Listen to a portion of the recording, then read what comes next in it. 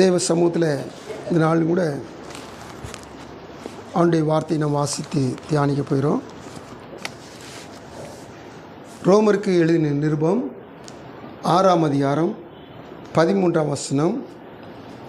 அதே ரோமருக்கு எழுதின நிருபம் 13ஆம் அதிகாரம் 12ஆம் வசனம் தொடங்கி 14 வசனங்கள் வரை. நீங்கள் உங்கள் அவயவங்களை அநீதியின் ஆயுதங்களாக பாவத்திற்கு ஒப்புக்கொடாமல் உங்களை மரித்தோரில் இருந்து பிழைத்திருக்கிறவர்களாக தேவனுக்கு ஒப்புக் கொடுத்து உங்கள் அவயவங்களை நீதிக்குரிய ஆயுதங்களாக தேவனுக்கு ஒப்புக் கொடுங்கள்.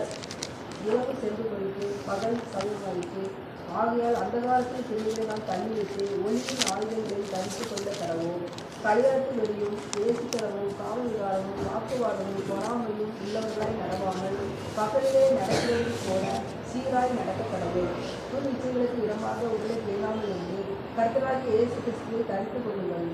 ஆமென். வார்த்தைகளுக்காக நம்ம ஜெபிக்கலாம். எங்கள் அன்பின் பரலோக பிதாவே, கோடி ஸ்தோத்திரம்ப்பா. மகிமை மாட்சிமை நல்லாண்டவர், இப்பொழுதும் தெய்வ சமூகத்தில் நீர் இடைப்படுகிற நேரத்தில் வந்திருக்கிறோம். நீர் பேசும் ஆண்டவரை இதோ உங்களுடைய வார்த்தை வாசித்திருக்கிற நாங்கள் அதை தியானிக்க முற்படுகிற பொழுது பரிசுத்தாவில் இடைப்படுங்க. வசனத்தை கேட்குற பிள்ளைகளையும் வசனத்தை சொல்கிற அடிமையும் பலப்படுத்துங்க. கத்திரக்கரம் ஆலோசிட்டும் இந்த வார்த்தை இந்த இடத்திலும் இது புறப்பட்டு சில எவ்விடத்திலும் வல்லமையாய் கிரியிலை நடப்பிக்க வேண்டும். மீட்பர் இயேசு நாமத்தில் வருகிறோம் ஜெபங்கள் நல்ல பிதாவே, ஆமென். ஹல்லேலூயா. கர்த்தருடைய நாமம் மகிமைப்படுவதாக. நம்ம ஆண்டவருடைய சமூகத்தில் ரோமர்களின் நிருபத்தில் 2 இடங்களில் உள்ள வசனத்தை நம்ம தியானிக்க போகிறோம். முதல் காரியமாக 6ஆம் அதிகாரம் 13ஆம் வசனத்தை வாசிக்கிற பொழுது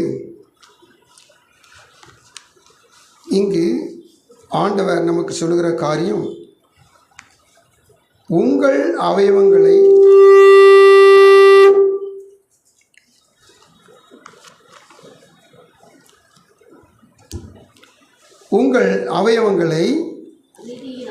அநீதியின் ஆயுதங்களாக பாவத்திற்கு ஒப்புக்கொடாமல் பின்னாடி உங்கள் அவயவங்களை நீதிக்குரிய ஆயுதங்களாக தேவனுக்கு ஒப்புக்கொடுங்கள். கர்த்தருக்கு ஸ்தோத்திரம். ஆண்டுடைய வார்த்தை இந்த நாளில் இந்த சரீரத்தில் காணப்படுகிற அவயவங்கள், ஒவ்வொரு உறுப்புகள், இந்த உறுப்புகளை நாம் 2 விதத்தில் அதை பயன்படுத்த முடியும். அந்த 2 விதத்தில் ஒரு விதத்தில் மாத்திரம் நம்ம என்ன சொன்னால் அதை சரண்டர் பண்ணணும்னு சொல்லி ஆண்டவருடைய ஆவியான இந்த நாள் நம்மளுக்கு பேசுகிறவராக இருக்கிறார். இந்த 6:13 அவயவங்களை ஒப்பு கொடுக்குற காரியம், எதுக்கு ஒப்பு கொடுக்கக்கூடாது, எங்கே ஒப்பு கொடுக்குன்ற காரியத்தை சொல்லுகிற பவுல் தொடர்ந்து அவர் திரும்பமாக இதே ரோமர்கள் நிருபத்தில் அவர் நிருபத்தை எழுதுகிற பொழுது தேவ சமூகத்தில் ஆயுதங்களை தரித்து கொள்ள வேண்டும் என்கிறார். எபேசியரில் சர்வாயுத வர்க்கத்தை எடுத்துக்கொள்ளுங்கள், சர்வாயுத வர்க்கத்தை தரித்து கொள்ளுங்கள் சொன்ன பரிசுத்த பவுல் இந்த ரோமரில் ஒளியின் ஆயுதத்தை தரித்து கொள்ளுங்கள் என்று சொல்கிறார். இப்படி சொன்னவர் நமக்கு ஒளியின் ஆயுதம்னு சொன்னால் என்னன்னு சொல்லி விளங்கான்னு சொல்லிட்டு திரும்பவும் வார்த்தையை தொடர்ந்து வருகிற பொழுது 14ஆம் வசனத்தில் கடைசி பகுதியில் கர்த்தராகிய இயேசு கிறிஸ்துவை தரித்து கொள்ளுங்கள் என்று இந்த அதிகாரத்தை முடிக்கிறார். கர்த்தருக்கு ஸ்தோத்திரம். இப்போ நம்ம தொடர்ந்து வார்த்தையை தியானிக்கவிருக்கிறோம். ரோமர் 6ஆம் அதிகாரத்தில் 13ஆம் வசனத்தை எடுத்துக்கொள்வோம்.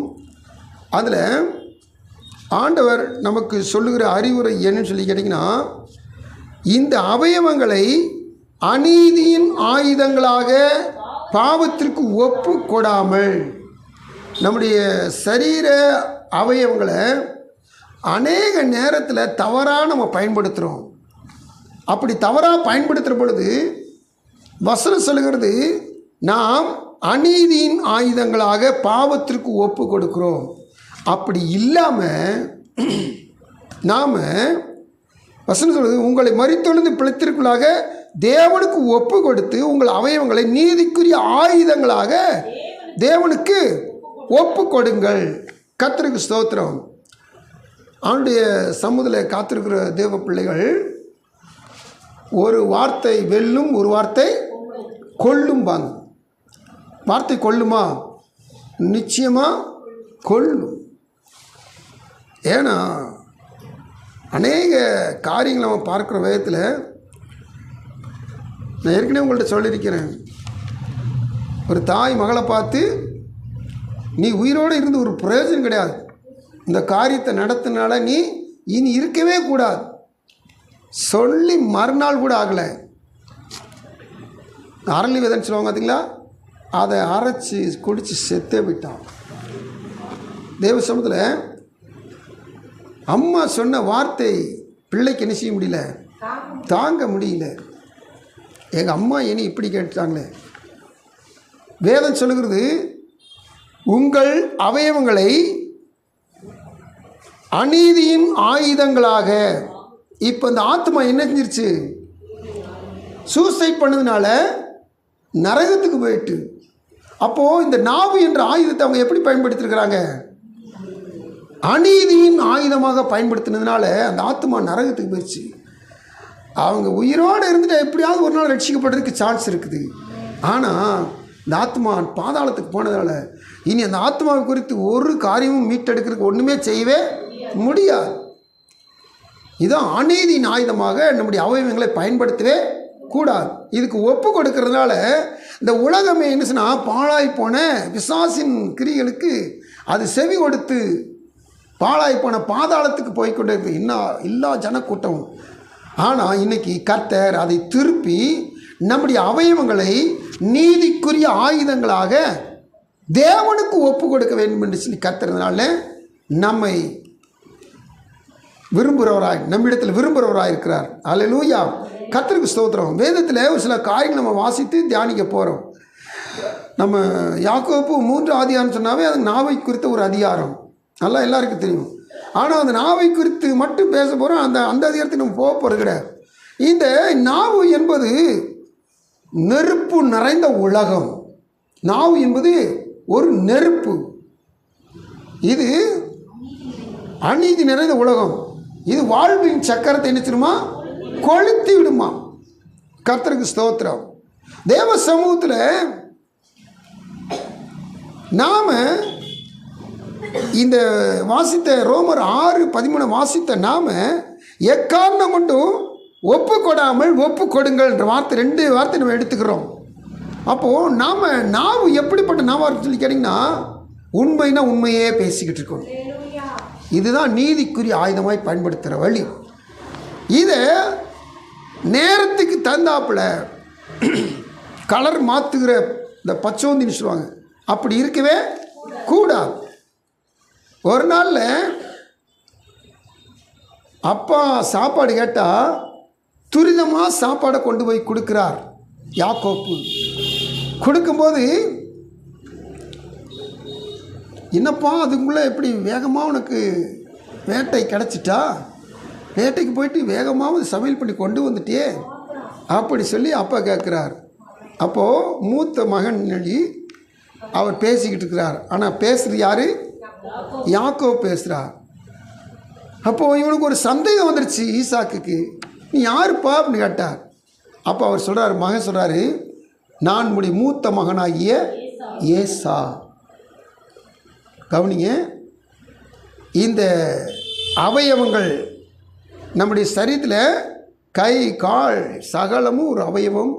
செவி, மூக்கு, வாய், நாவு, பற்கள் எல்லாமே அவயவங்கள். இந்த நாவை பயன்படுத்துறது ரொம்ப ஜாக்கிரதையாக இருக்கும். இந்த மனுஷன் தன்னுடைய நாவை அநீதியின் ஆயுதமாக பயன்படுத்தினதுனால இவன் கொஞ்ச நாள் பட்ட பாடு பார்த்தீங்கன்னா பயங்கர போராட்டங்கள். தேவ சமுதிர காத்திருக்க தேவ பிள்ளைகளே, ஆனால் இதே மனுஷன் ஒரு நாளில் தேவனோடு ஜபத்தில் போராடி காத்திருக்கிற பொழுது இந்த தேவன் கேட்குறார், உன் பேர் என்ன இருப்பா? 32ஆம் அதிகாரத்தில் ஆதியாகமத்தில் உன் பேர் என்ன?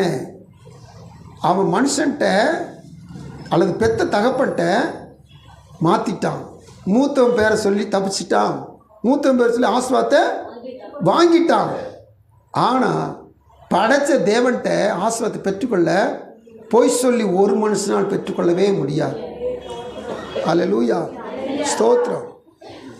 உலகத்தில் பார்த்தீங்கன்னா அப்படியும் ஊழ கும்பிடுன்னு சொல்லுவாங்க. அப்படி நடிச்சிருவாங்க. கர்த்தர்ட்ட நடிப்பு செல்லாது. கர்த்தர்ட்ட செல்லவே செல்லாது. ஸ்தோத்திரம். உலகத்திட்ட ஓட்டு வாங்குறதுக்காக அல்லது மக்கள்கிட்ட நல்ல பேர் எடுக்கிறதுக்காக என்னென்னமோ ட்ரிக் இருக்குது, மாய்மாலை இருக்குது. சில இடத்துல ஆத்துமாக்களை ஆதாயம் பண்ணுறதுக்கு அடுத்த சபையில் இருக்கிறவங்களை இழுத்துட்டு வர்றது கூட பல ட்ரிக் வச்சுருக்குறாங்க. வேண்டாம், வேண்டவே வேண்டாம். கர்த்தருக்கு ஸ்தோத்திரம். கொடுக்கப்பட்டதில் உண்மையாக இருப்போம், பெற்றுக்கொண்டதில் உண்மையாக இருப்போம், இருக்கிறதுல உண்மையாக இருப்போம். ஆண்டவர் அதில் அந்த உண்மையை பார்த்து நிச்சயம் ஆசீர்வதிக்க வல்லவராக இருக்கிறார். ஆமென். கர்த்தருக்கு ஸ்தோத்திரம். இந்த பாருங்க, இந்த 4 நாள் அவன் பட்ட பாடு பார்த்தீங்கன்னா பல பாடுகள். ஏன்னா அநீதி ஆயுதமாக அதை பயன்படுத்துகிற காலகட்டத்தில் அவன் குணசாலியும் கூடார வாசியுமாய் இருந்த யாக்கோப்பு கூடாரத்தை விட்டு ஓட வேண்டிய சூழ்நிலை வந்துருச்சு. வீட்டை விட்டு வெளியே போகிற நிலைமை வந்துருச்சு. சொல்லுவாங்க, நம்ம தம்பி கூட அப்படித்தான் தான். அம்மாவுடைய அந்த முந்தானை விட்டு வெளியே வரவே மாட்டான். ஆண்டி சமூகத்தில் பார்த்தீங்கன்னா இப்படி இருந்தவன் ஒரு நாளில் வெளியேறிட்டான். அவங்க அம்மா அப்பா வந்து சொன்னாங்க, நீ வெளியே போயிருப்பா, உங்கள் அண்ணன் உன்னை கொன்றுவான், நீங்கள் இருந்தேன்னா செத்துருவேன், வேண்டாம் நீ செத்து. அப்போ அவன் கொலையாளியாகி நான் ஒரே சமயத்தில் 2 மகனும் இழந்துடக்கூடாது, அதனால என்ன செஞ்சிரு, வீட்டை விட்டு போயிரு. அம்மாவுடைய அரவணைப்பில் இருந்தவன், கூடாரத்துக்குள்ளே கிடந்தவன், இப்போது கூட்டை விட்டு குருவி என்ன செஞ்சிருச்சு, பறக்க ஆரம்பிச்சிட்டு. நம்முடைய அவயவங்களை அநீதி ஆயுதங்களை பயன்படுத்துகிற பொழுது பலவிதமான உலக யுத்தங்களை சந்திக்க வேண்டியது. ஆனாலும் அவங்க முற்பிதாக்களுக்கு வாக்கு பண்ணின ஆண்டவர் கைவிடாதவர். அவன் படுத்திருக்கிற இடத்துல அவனுக்கு தரிசனமாகி, நீ படுத்திருக்கிற இந்த பூமி உனக்கு சொந்தமாக தருவேன், உன் சந்ததிக்கு தருவேன் அப்படின்னு சொல்லி வாக்கு பண்ணி, நீ போய் திரும்பி வருவேன், இந்த இடத்துக்கு திரும்பி வருவேன், நான் உனக்கு சொல்கிறேன், சொன்னதை செய்யும்போது நான் உன்னை கைவிட மாட்டேன். ஏன்? இவன் மேலே வச்ச பிரியத்தினால சொன்னாரா? இல்லை, இவனுடைய தகப்பனுடைய தகப்பன் அவங்க தாத்தா ஆபிரகாமுக்கு கொடுத்த வாக்கை கர்த்தர் இவனுக்கு நிறைவேற்ற முடியாது சொல்கிறார். அல்லேலூயா. ஆனாலும் கர்த்தர் பூமியில் எல்லாவற்றையும் சரி கட்டுகிறவர். இவன் தன்னுடைய நாவை அநீதி ஆயுதமாய் பயன்படுத்தினதுனால இப்போ வீட்டை விட்டு ஓட்டம். அங்கே போனால் அவன் விரும்பின ஒரு பெண்ணு அவனுக்கு கிடைக்கல. அவன் விரும்பாத ஒரு பெண்ணை நினைச்சிட்டாங்க, கட்டி வச்சிட்டான். இதுக்காக உழைச்சான் 7 வருஷம் உழைச்சான். அவனுக்கு எவ்வளோ மன உளைச்சல் வந்திருக்கு பாருங்க. அவங்க மாமன் சொன்னான், நீ அந்த பெண்ணையும் கட்டிக்கலாம் ஐயா, இன்னும் 7 வருஷம் நீ என்ன செய்ய, வேலை செய். தேவசனம் காத்திருக்க தேவ பிள்ளைகளே, ஆண்டு சமூகத்தில் இந்த நாவை அநீதி ஆயுதமாய் பயன்படுத்தி நிமித்தமாக உன் வாழ்க்கையில் சந்தித்த போராட்டங்கள். அவன் ஆடுகளை மேய்க்கிற சொல்கிறான், இரவும் பகலும் குளிரும் மழையும் வெயிலும் என்னை பட்சித்தது. இவன் எப்படிப்பட்டவன் தெரியுமா? கூடாரவாசி, வீட்டுக்குள்ளேயே அம்மா கூடயே இருந்தவன், ஒன்றும் தெரியாது. ஆனால் இப்போது பாடுகள் பட்டு வேதனைகளை அனுபவித்து பலவிதமான பிரதிகூலங்களை இவன் அனுபவிச்சுக்கிட்டு இருக்கிறான். கத்திரிசல் காத்துக்கு தேவ பிள்ளைகளே, எல்லாம் அந்த அநீதியின் ஆயுதமாய் தன்னுடைய நாவை பயன்படுத்தி நிற்பான். சரி, கர்த்தருக்கு ஸ்தோத்திரம். ஆனால் நான் சொன்னேன் 32 அதிகாரத்தில் கர்த்தரை சந்திக்கிறான், கர்த்தர் வந்து கேட்குறார், கர்த்தர் வந்து பேசுகிறார். அப்படி பேசும்போது 32ஆம் அதிகாரம் 27 வசனத்தில் அவன் உள்ளதை ஒத்துக்கிறான். ஆண்டவரே, என் பேர் யாக்கோப்பு, நான் ஒரு ஏமாத்துக்காரன், நான் ஒரு எத்தன், நான் ஒரு ஏமாற்றுகிற மனுஷன். அவன் பேர் அதான், பேரை ஒத்துக்கிட்டான். இப்போ உண்மையை ஒத்துக்கிட்டதுனால அவனுக்கு கிடைச்ச பாதுகாப்பு பார்த்தீங்கன்னா பயங்கரமாக இருக்கும். அவன் புறப்பட்டு வருகிற வழியில் அவங்க அண்ணனுக்கு பயந்துட்டு அவங்க அண்ணன்ட்ட தூதாளை அனுப்புகிறான். அண்ணன் பண்ணச்சுறான், அண்ணன் தூதாளை அனுப்பிச்சு மாத்திரத்தில் புறப்பட்டு வந்துக்கிட்டு இருக்கான். 400 பேரோட வர்றான், பலசாலிகளோடு வர்றான். செத்தமுடா அன்னைக்கு அப்படின்னு சொல்லி நினைச்சிடாவான், கலக்கத்தோடு இருக்கிறான். ஆனால் கர்த்தர் காரியங்களை தலைகீழாய் மாற்றுகிறவன். அவங்க அண்ணனை இவனோடு ஒப்புரவாக செய்தாரே அல்லாமல் இவனோடு கூட பிரதிகூலமான எந்த காரியத்தை நடத்தவே இல்லை. அல்லேலூயா. அதுக்கு முன்னாடி அவங்க பெண்ணு கொடுத்த மாமா அல்லது தாய் மாமா 2 பெண்ணு கொடுத்துருக்காரு. அவரும் ஏதாவது செஞ்சிடும் யாக்கோப்பை திருப்பி கொண்டு வந்து வரார். ஆனால் அவர்கிட்டையும் கர்த்தர் எச்சரித்து, நீ யாக்கோப்பிட்ட நன்மையே அன்றி சோத்திரம். ஏன் தெரியுமா? நான் வாக்குத்தத்தம் பண்ணின பிள்ளைகள் அது ஒன்றும் செய்யக்கூடாது. இந்த அவயவத்தை நீதியின் ஆயுதமாய், நீதிக்குரிய ஆயுதமாய், தேவனுக்குரிய காரியங்களாக நம்ம பயன்படுத்த தொடங்கிட்டோம்னா, உண்மையாக இருந்துட்டோம்னா, இதில் பாருங்கள் பெரிய பாதுகாப்பின் ஆசீர்வாதங்கள். இந்த வசனத்தை வாசிக்கிறோம் 33ஆம் அதிகாரம் 16 வசனத்தில், அன்றைய தினம் ஏசா என்னமோ நடக்கும், ஏதோ நடக்கும்னு சொல்லி படைப்படையாக பிரித்து கிஃப்ட்டுகளை கொடுத்து சமாதானம் பண்ணி அவனை எப்படியாவது காம்ப்ரமைஸ் பண்ணிடலான்னு சொல்லி பார்த்தான். நடந்தது என்ன? ஏசா தான் வந்த வழியே திரும்பி போனான். ஹல்லேலூயா.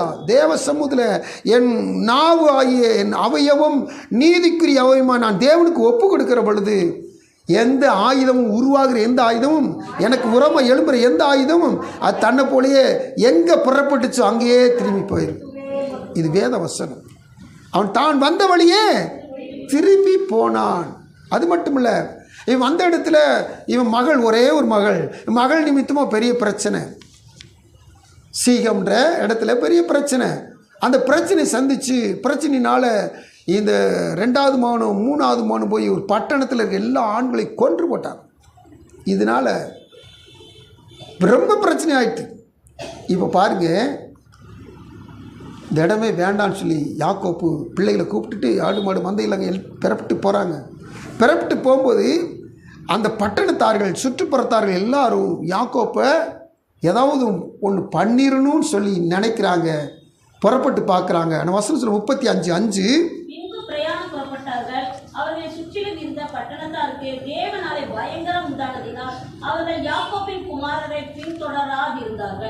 தேவனால் உண்டான பயங்கரத்தினால் யாக்கோப்பின் குமாரரை பின்தொடரவில்லை. ஆமென். ஹல்லேலூயா. கர்த்தருடைய சமூகத்தில் காத்திருக்கிற தேவ பிள்ளைகளே, இந்த தேவனுக்கு நம்ம ஒவ்வொரு அவயவங்களாக பார்க்குறோம். இதில் முதல் அவயமாக நாவு என்ற அவயவத்தை நாம் பார்த்தோம். அடுத்து நாம் பார்க்க போகிற அவயவம் கண் என்ற அவயவம். இந்த கண் என்ற அவயவம் ரொம்ப ஜாக்கிரதையாக இருக்கணும். கர்த்தருக்கு ஸ்தோத்திரம். தேவனுடைய சமூகத்தில் நாவு உள்ளேருந்து வெளியே வந்து பாவத்தை சேவிக்கும். இந்த கண் வெளியிலேருந்து உள் வாங்கி பாவத்தை செய்ய தூண்டும். இந்த கண் என்ற அவயவம் ரொம்ப ஜாக்கிரதை. இந்த கண் என்ற அவயவத்தை நாம் என்ன சொன்னால், இது நீதிக்குரிய அவயவங்களாக தேவனுக்கு நம்ம ஒப்பு கொடுக்க வேண்டும். ஹல்லேலூயா. கர்த்தருக்கு ஸ்தோத்திரம். யுத்தத்துக்கு எல்லாரும் போகிற நேரத்தில் ராஜா தாவீது மட்டும் நினைச்சிட்டாராம், அரண்மனையில் இருந்துட்டு பகலில் தூங்கிட்டு இருக்கிறார். ராஜாக்கள் பகலில் தூங்கி அவங்க காலத்தை வீணடிக்கவே கூடாது. இப்போ இந்த ராஜா நினைச்சாரா, பகலை தூங்கி தூக்க வரன்னு சொல்லி நினைச்சா உப்பரியில் போய் உலாவி கொண்டிருக்கிறார். இப்போது எப்போவுமே உன்னதத்தை நோக்கி உன்னதத்தில் இருக்கிறவரை துதித்து மகிமைப்படுத்தி கொண்டிருக்கிற இந்த கண்ணும் இந்த நாவும் இப்போ வித்தியாசமாக செயல்படுது. அவன் கண்கள் கீழ் நோக்கு பார்வையில் பாவத்தில் விழுந்து போயின. கர்த்தருக்கு ஸ்தோத்திரம். இவன் உப்பரியில் இருக்கிறான். கீழே ஒரு ஸ்திரீயானவள் ஸ்நானம் பண்ணுகிறாள். இவனுடைய பார்வை துதிக்கிற பார்வையாக இருந்தால் மேல் நோக்கு பார்வையாக இருந்திருக்கும். ஆனால் இவனுடைய பார்வை கீழ் நோக்கு பார்வையாக இருந்தனால இப்போது கண்ணினால் பார்த்தான், நாவினால் அழைப்புக்கு கொடுத்து அழைத்து வந்து நாசமான காரியங்களை செய்து தன் வாழ்வை பெரிய கரும்புள்ளியாக்கி விட்டான். கர்த்தருக்கு ஸ்தோத்திரம். தேவத்தில் காத்திருக்க தேவ பிள்ளையிலே, இந்த கண்களினால், கண்களை தொடர்ந்து வந்த நாவினால் இவன் பட்ட பாடுகள் போதவே போதாது. இவன் பட்ட பாடுகள் வேதனை தாங்கவே முடியாது, சொல்லன்னா துயரங்கள் வாழ்வில் பட்டான். அப்போ என்னென்னு சொல்லி பார்க்கிற பொழுது பார்த்தீங்கன்னா, இவன் இந்த ஒரு காரியத்தை செய்த நிமித்தமாக 13ஆம் அதிகாரத்தில் அம்னோன் இவனுடைய மூத்த மகன் ஒரு தவறான காரியத்தை விரும்பி தவறான காரியத்தை செஞ்சு அது நிமித்தமாக கூட பிறந்த சகோதரனால் அடித்து கொல்லப்படுகிறான். ஸ்தோத்திரம். இது நிமித்தமாக மன வேதனையும் மன உளைச்சலும் இந்த தாவீதுக்கு உண்டாகிறது. ஏன்னா ஆண்டவர் சரி கட்டுகிறவர். அதுக்கடுத்து இந்த கடிச்சு கொண்டான் பார்த்தீங்களா அப்சலோம், இவன் ஓடிட்டான், ஒரு இடத்துல தப்பிச்சு போயிருந்தான். அதான் தாய் மாமா வீட்டில் இருந்தால் திரும்பி இனசுனா வர்றான். வந்துட்டு தேசத்து ஜனங்கள் எல்லாம் தனக்கு இணங்க பண்ணி தான் ராஜாவை மாறிட்டான். இப்படி ராஜாவை மாறினதுனால 2 சாமுவேல் 15ஆம் அதிகாரத்தில் இந்த அப்சலோம் முழு எதிரியாய் மாறி போனான். இந்த அப்சலோம் நிமித்தமாக ராஜா எப்படி அரண்மனையில் இருந்தவன் இப்போது கால்களில் செருப்பு கூட இல்லாமல் ஊரை விட்டு துரத்தப்பட்டு ஊரை விட்டு படைகளோடு என்ன செய்யறான் புறப்பட்டு போகிறவனாக இருக்கிறான், துன்பத்தை அனுபவிக்கிறவனாக இருக்கிறான். அதுக்கடுத்து தொடர்ந்து பார்த்தீங்கன்னா இவனுக்கு ஆலோசனைக்காரனாக இருந்த தேவ ஆலோசனை போல் ஆலோசனைக்காரன் இருந்த அகித்தோப்பல் இவனுக்கு விரோதமாக எழும்பி அப்சலோம் கூட போய் சேர்ந்துக்கிட்டான். அப்சலோம்கிட்ட போய் சொல்கிறான், என்கிட்ட ஒரு 12,000 சேவகரை கூட அப்சலோம், நான் உங்கள் அப்பாவை போய் நைட்டோட நைட்டா எங்கே இருந்தாலும் சரி அவனை சின்ன பின்னமாக்கி அவனை தொலைச்சி கட்டிட்டு வர்றேன் அப்படின். ஆனால் கர்த்தருடைய கிருபையிலே அவன் திட்டம் நிறைவேறலை. நல்லா கவனிச்சு பாருங்க. அப்சலோம் அகித்தோப்பையில் எழும்புகிறான். அதுக்கடுத்து பார்த்தீங்கன்னா சிமேயு 16ஆம் அதிகாரத்தில் சிமேயு எழும்புகிறான். எல்லாரும் சொல்கிறாங்க ஒரு செத்த நாய் போல இருக்கிறான், இவன் ராஜாவை தூசிக்கலாமா, தேவ படைகளை தூசிக்கலாமான்றாங்க. ஆனால் தேவன் தான் அதை தூசிக்க வைத்திருக்கான்னு சொல்லிட்டு என்ன சொன்ன ஆமோதிச்சு அதை அங்கீகரித்து இந்த தாவீது அதையும் சகிச்சு நடந்து போகிறான். இந்த நிந்தனைகளாம் எதற்கு? இந்த அவயவமாகிய கண்ணை அநீதிக்கு ஒப்பு கொடுத்ததுனால. இதை வசனங்களை வாசித்துட்டே போகிற சொல்லி தியானத்துக்கு தானே எடுத்துக்கணும் சொல்லி இந்த நம்ம கண்ணை தாறுமாறுக்கு நினைச்சிடக்கூடாது. ஸ்தோத்திரம். நம்ம கண்ணை ஜாக்கிரதையாக பயன்படுத்தணும். இந்த பாருங்க, இந்த 9th வரைக்கும் இந்த பையன் நல்லா இருப்பானு, இந்த 9th தாண்டியாச்சு ஒரு வித்தியாசமாக இருக்கணும். ஆனால் தேவ பிள்ளைகள் அப்படி இருக்கக்கூடாது, தேவச்சனம் அப்படி இருக்கவே கூடாது. இந்த கண்களை ஜாக்கிரதையாக பக்குவமாக பயன்படுத்தணும், இந்த நாவை பக்குவமாக பயன்படுத்தணும். ஸ்தோத்திரம். இந்த அவயவங்களை நீதிக்குரிய அவயவங்களை தேவனுக்கு ஒப்பு கொடுத்து பயன்படுத்தணும். ஆமென். கர்த்தருக்கு ஸ்தோத்திரம். பாருங்க, இன்னொருத்தன் வர்றான். இப்போ அப்சலோமை கொன்னாச்சு, தன்னுடைய பக்கமாக தேசமே திரும்பிடுச்சு.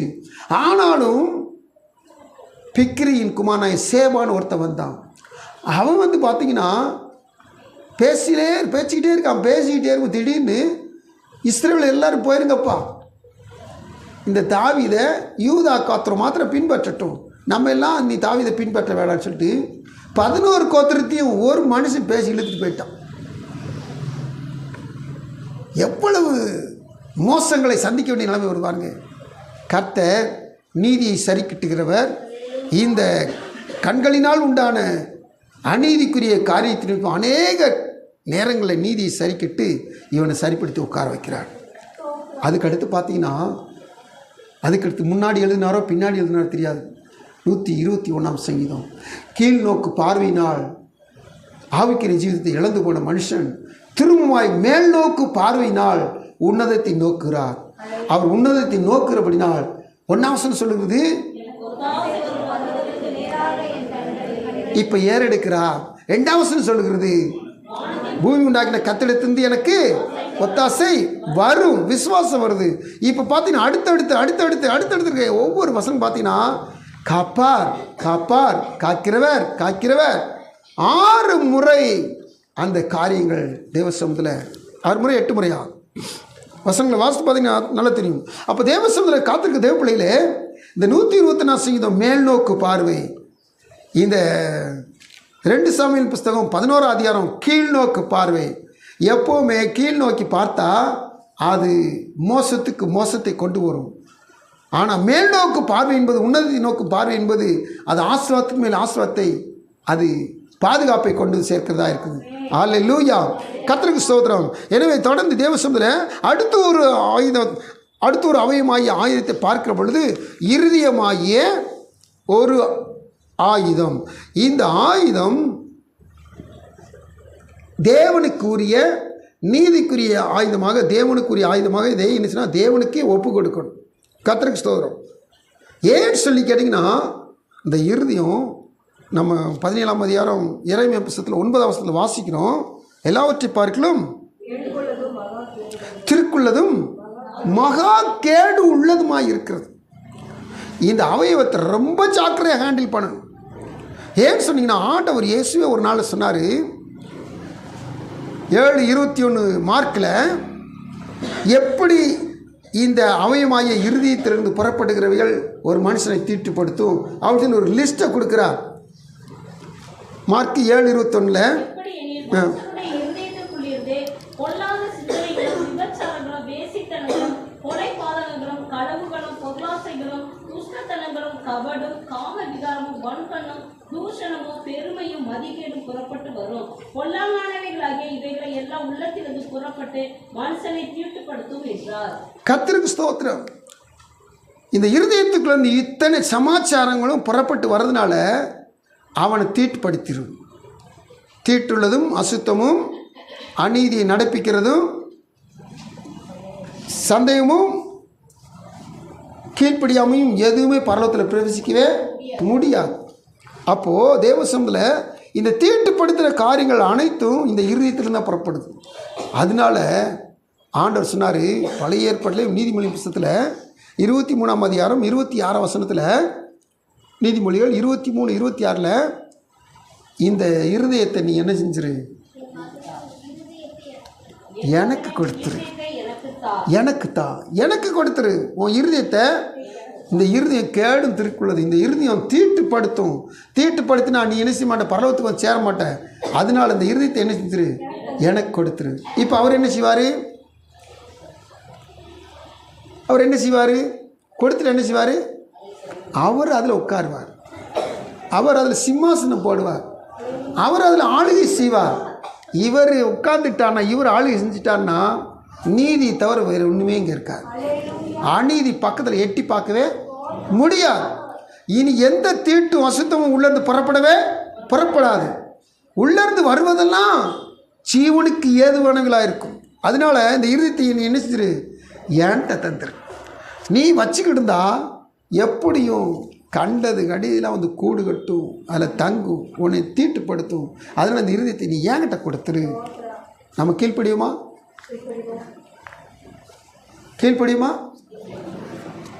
கவனிக்கிறீங்களா? இந்த இருதயத்தை என்ன செஞ்சிருவோம், கர்த்தர்கிட்ட கொடுத்துருவோம். எனக்கு தான் கேட்டார்ல, அவர்கிட்ட கொடுத்துருவோம். இப்போது நமக்கு கவலையே இல்லை. அவர்கிட்ட கொடுத்தாச்சுன்னா நமக்கு பிரச்சனையே இல்லை. சரி, கர்த்தருக்கு ஸ்தோத்திரம். இப்போ நம்ம வாசித்தோம் 6:13 நவம்பரில், அவயவங்களை அநீதி ஆயுதங்களை பாவத்துக்கு ஒப்புக்கொடாமல் உங்கள் அவயவங்களை நீதிக்குரிய ஆயுதங்களாக தேவனுக்கு ஒப்புக்கொடுங்கள். இப்போ ஒவ்வொரு அவையும் பார்த்துக்கிட்டே போனால் நமக்கு லேட்டாக இருக்கும். அப்போ குறிப்பிட்ட 3 அவயவங்களை பார்த்துருக்குறோம். இப்போ அதுக்கடுத்து நம்ம ரோமருக்கு 13ஆம் அதிகாரத்தில், ரோமருக்கு 13ஆம் அதிகாரத்துக்கு டக்குன்னு வந்துடுவோம். இங்கே வந்த மாத்திரத்தில் 12ஆம் வசனத்தை வாசித்தோம். இரவு சென்று போயிற்று, பகல் சமீபாயிற்று. ஆகையால் அந்த காலத்தின் கிரியைகளை நாம் தள்ளிவிட்டு ஒளியின் ஆயுதங்களை தரித்து கொள்ள கடவோம். அல்லேலூயா. வசனம் சொல்லுது, இரவு போயிடுச்சு, அதாவது இருட்டு போயிடுச்சு, அடுத்து பகல் வந்துருச்சு, சமயமாயிருச்சு. ஆகையால் அந்தகாரத்தின் கிரியை தள்ளிவிட்டு, அதாவது இருள் என்பது அந்தகார கிரியில் அடங்கிய ஒரு காலகட்டம், அதை தள்ளிவிட்டு ஒளியின் ஆயுதங்களை தரித்து கொள்ள கடவோம். ஆமே. அங்கே என்ன செய்யணும், 6:13 என்ன செய்யணும், நீதிக்குரிய ஆயுதங்களாக தேவனுக்கு ஒப்பு கொடுக்கணும். இந்த அவயவங்களை நீதிக்குரிய ஆயுதங்களாக தேவனுக்கு ஒப்பு கொடுக்கணும். இங்கே என்ன செய்யணும், ஆயுதங்களை தரித்து கொள்ளணும். என்ன ஆயுதமா, ஒளியின் ஆயுதமாய் ஒளியின் ஆயுதங்களை தரித்து கொள்ள வேண்டும். கர்த்தருக்கு ஸ்தோத்திரம். தேவசனம் காத்திருக்க தேவ பிள்ளைகளை நல்லா கவனிச்சு பாருங்க. இந்த வசனம் சொல்லுது, இந்த இருளின் கிரிகளை, அந்தகார கிரிகளை நாம் என்ன சொன்னால் தள்ளி விட்டுட்டு ஒளியின் ஆயுதங்களை தரித்து கொள்ளணும். அப்போது ஒன்றை டிஸ்போஸ் பண்ணிட்டு தான் இன்னும் ரிசீவ் பண்ணணும். உன்னை வச்சுக்கிட்டேவும் உன்னை இழுத்து போடவே கூடாது. ஏன்னு சொன்னீங்கன்னா அந்த சாப்பாட்டில் ஒவ்வாமைன்னு சொல்லுவாங்க. சில சாப்பாடு சாப்பிட்டா இன்னொரு சாப்பாடு சாப்பிடக்கூடாதுன்னு சொல்லுவாங்க. ஏன்னா ஃபுட் பாய்சன் ஆயிரும். சில பக்குவங்களும் சொல்லுவாங்க, அதாவது கீரை சாப்பிட்டா தயிர் சாப்பிட்டா அப்படின்னு இது ரெண்டும் கலந்து சாப்பிட்டா பிரச்சனை வரும் அப்படிலாம் சொல்லுவாங்க. நல்லா கவனிச்சு கேளுங்க, சாப்பாடு எப்படி சாப்பிட்றோமோ எப்படி வாழ்கிறோம் நமக்கு தெரியாது. ஆனால் வசனம் சொல்லுது, நாம் அந்தகார கிரியில் வச்சுக்கிட்டேவும் ஒளியின் ஆயுதங்களை தரிச்சிடவே கூடாது. இந்த அந்தகார கிரியில் தள்ளி விட்டுட்டு தான் நாம் என்ன சொல்ல ஒளியின் ஆயுதங்களை தரித்து கொள்ள வேண்டும். பவுல் ஏற்கனவே நான் சொன்னவங்களுக்கு எபேசியரில் சர்வாயுத வர்க்கத்தை முதல்ல எடுத்துக்கங்க சொன்னார், சர்வாயுத வர்க்கத்தை தரித்து கொள்ளுங்கள் சொன்னார். இந்த இடத்துல ஒளியின் ஆயுதம் என்று சொல்லி ஸ்பெசிஃபிக்காக சொல்கிறார். ஒளியின் ஆயுதம் என்று சொன்னால் என்ன? இந்த ஒளியின் ஆயுதம் என்பது வேதத்தின்படி பின்னாடி பார்க்கிறோம் கடைசி வசனத்தில் கிறிஸ்துவை, கர்த்தராகிய இயேசு கிறிஸ்துவை தரித்து கொள்ளுங்கள். அப்படின்னா என்ன அர்த்தம்? வேத வசனத்தின்படி சர்வாயுத வர்க்கத்தில் ஒரு ஆயுதம் விசுவாசம் என்னும் கேடகம். இந்த விசுவாசம் என்னும் கேடகத்தை நாம் இந்த இடத்துல எப்படி நம்ம மென்ஷன் பண்ணி சொல்லி கேட்டிங்கன்னா, இதை ஒரு ஒளியின் ஆயுதமாக. ஏன்னு சொல்லி கேட்டிங்கன்னா, ஒளியின் ஆயுதம் தரித்து கொள்ளணும், கிறிஸ்துவை தரித்து கொள்ளணும். அதுக்கடுத்து இந்த கிறிஸ்துவை குறித்து வேதம் சொல்லுகிறது, உலகத்திற்கு நான் உலகத்திற்கு நான் ஒளியாக இருக்கிறேன். யோவான் 9:5 வாசிக்கிறோம். அதுக்கடுத்து யோவான் 8:12 வாசிக்கிறோம். அதுக்கடுத்து யோவான் 1ஆம் அதிகாரத்தில் நீங்கள் 4ஆம் வசனத்திலிருந்து 9ஆம் வசனம் வரைக்கும் வாசிக்கிறோம். அந்த ஒளி மனுஷருக்குள்ளே பிரகாசிக்கிறதா இருந்தது, அது மெய்யான ஒளி. இப்படி வாசிக்கிறோம். அப்போது யோவான் 1:4-9 வரைக்கும், யோவான் 9:5, யோவான் 8:12 இதெல்லாம் கூட்டி கழித்து பார்க்கும் பொழுது இயேசுவே ஒளி. ஹல்லேலூயா. இந்த ஒளியை நாம் ஆயுதமாய் தரித்து கொள்ள வேண்டும். இதைத்தான் பவுல் சொல்றாரு, இயேசு கிறிஸ்து, கர்த்தராகிய இயேசு கிறிஸ்துவை தரித்து கொள்ளுங்கள்.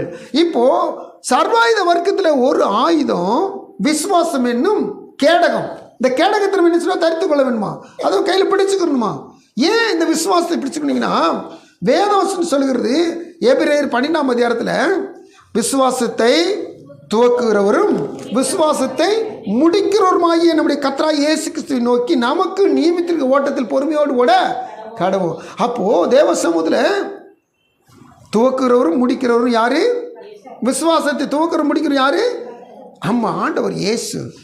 இவர் விசுவாசத்தின் அப்படியா தகப்பன் அவர் ஆபிரகாம். ஆனால் துவக்கிறவர் முடிக்கிறவரும் நம்முடைய ஆண்டவர் இயேசு. நாம் இயேசுவை தரித்து கொள்ளணும்னா விசுவாசத்தை தரித்து கொள்கிறோம்னு அர்த்தம். இந்த கேடகத்தை நாம் பிடித்து கொள்கிறோம்னு சொல்லி அர்த்தம்.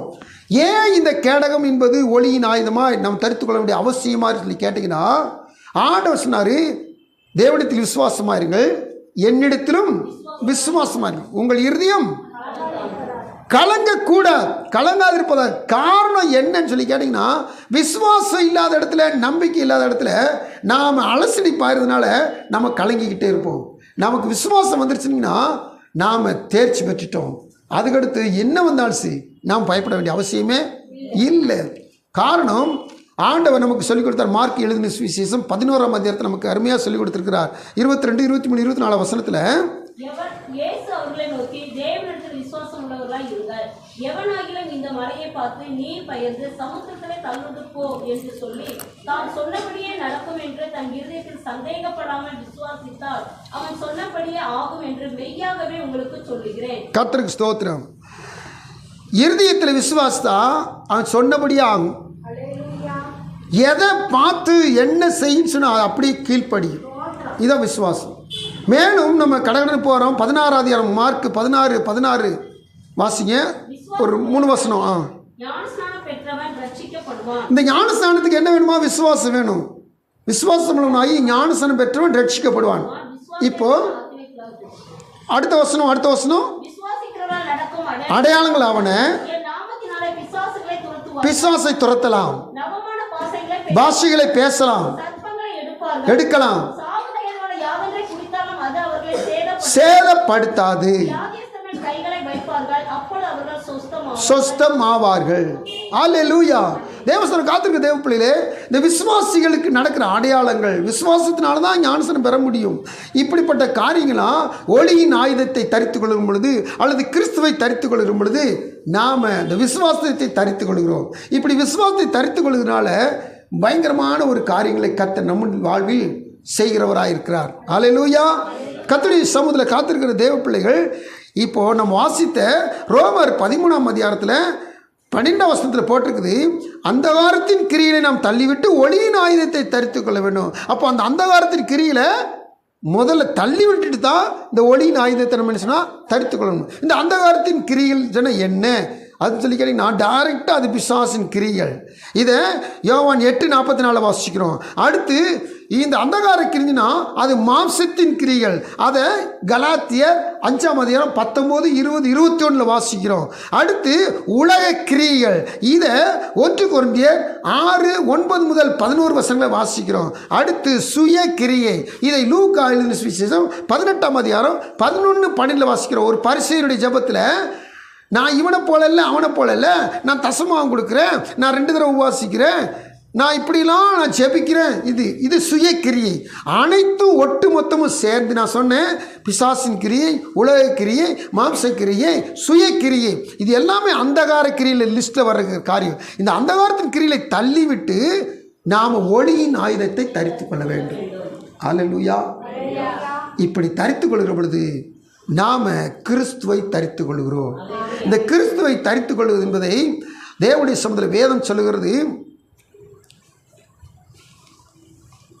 ஒளியின் ஆயுதங்களை தரித்துக் கொள்ள வேண்டும். களியாட்டும் வெறியும் வேஷித்தனமும் காமவர் வாக்குவாதம் பொறாமை உள்ளவர்களாய் நடவாமல் பகலிலே நடக்கிறவர்கள் போல சீராய் நடக்க கடவோம். துர்ரீச்சைகளுக்கு இடமாக உடலை பேணாமல் இருந்து கர்த்தராகிய இயேசு கிறிஸ்துவை தரித்து கொள்ளுங்கள். தேவசபையில் காத்திருக்க தேவ பிள்ளைகளே, இப்போது கிறிஸ்துவை தரித்து கொள்கிற காரியத்தில் இன்னும் ஒரே ஒரு காரியம் இருக்குது. அது என்னன்னு சொல்லி கேட்டிங்கன்னா, கலாத்தியர் 3ஆம் அதிகாரத்தில் நாம் கிறிஸ்துவுக்களாக எத்தனை பேர் ஞானஸ்நானம் பெற்றோமோ அத்தனை பேரும் நம்ம என்ன செய்யணும், கிறிஸ்துவை தரித்து கொண்டோம். நாம் ஞானஸ்நானம் பெற்ற ஒவ்வொருவரும் இடத்துல 3வது 27 வசனம் வரும்னு நினைக்கிறேன்.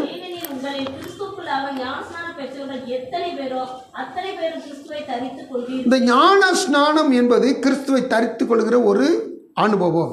ஏற்கனவே நம்ம ஞானஸ்நானம் எடுக்கிறவங்க இந்த பாடத்தை நம்ம நடத்தியிருப்போம். அப்போது கிறிஸ்துவை தரித்து கொள்வதுன்னு சொன்னால் ஞானஸ்நானம் எடுப்பதன் மூலம் கிறிஸ்துவ நிச்சயம் தரித்து கொள்ளும். அப்போ இந்த கிறிஸ்துவை தரித்து கொண்டாச்சுன்னா கண்டிப்பாக அந்தகார கிரியில் நினைச்சிருக்கணும், தள்ளி விட்டுருக்கணும். இயேசு கிறிஸ்து ஞானஸ்நானம் எடுக்கும்போது யோவான் ஸ்நானம் நினைச்சாங்கன்னா தடுத்துட்டார். நீங்கள் என்கிட்ட வந்து நான் மனுஷன், நீங்கள் தெய்வம், உங்களுக்கு நான் ஞானஸ்நானம் கொடுக்கூடாதுன்னு தடை செய்கிறார். 17ஆம் அதிகாரம் 3ஆம் அதிகாரம் 17ஆவது அதிகாரம் மத்திய சுவிசேஷத்தில் அப்படி தடுக்கும்போது இயேசு சொல்கிறார், 17 வாசிங்க, 3:17 மத்திய 3:15 வாசிங்க, 3:15 வாசிங்க. இப்பொழுது இடங்கொடு, எல்லா நீதியையும் நிறைவேற்றுவது நமக்கு ஏற்றது. அதாவது தேவ நீதியை நிறைவேற்றுதல். நீதிக்குரிய அவயவங்களாய் நம்முடைய அவயவங்களை சரீர அவயவங்களை தேவனுக்கு ஒப்பு கொடுக்க வேண்டும். அப்போது ஞானஸ்நானம் எடுப்பதும் இந்த அவயவத்தை, இந்த சரீரத்தை தேவனுக்கு ஒப்பு கொடுக்கிற மட்டுமில்லை, தேவனின் நீதியையும் நாம் நிறைவேற்றுகிறவராக இருக்கிறோம். அல்லேலூயா. கர்த்தருக்கு ஸ்தோத்திரம். இந்த நாளில் கர்த்தர் நம்மளோட பேசுகிற காரியங்கள் நல்லா கவனிச்சு பாருங்கள். நீங்கள் அநீதியின் ஆயுதங்களாக உங்கள் அவயவங்களை ஒப்பு கொடுக்காம நீதிக்குரிய ஆயுதங்களாக தேவனுக்கு ஒப்பு கொடுங்க. நீங்கள் அந்தகார கிரியில் தள்ளிவிட்டு ஒளியின் ஆயுதத்தை கிறிஸ்துவை தரித்து கொள்ளுங்கள். இதெல்லாம் ஏன்? வெற்றி வாழ்க்கை வாழ, அந்தகார கிரியிலை தள்ளிவிடுகிற பொழுது இந்த பூமியில் ஜெயம் பெற்ற வாழ்க்கை வாழ, நாம் நித்தியத்தில் பங்கு பெற கர்த்தர் நடத்துகிறார். அப்படியே நாம் நிலைத்திருப்போம். ஒளியின் ஆயுதங்களை தரித்து கொள்வோம், கிறிஸ்துவை தரித்து கொள்வோம். அவைகள் ஒவ்வொன்றும் நீதிக்குரிய ஆயுதங்களாக தேவனுக்கு ஒப்பு கொடுப்போம். கர்த்தர் தாமே தொடர்ந்து நம்மை நடத்துவாராக. ஆமென்.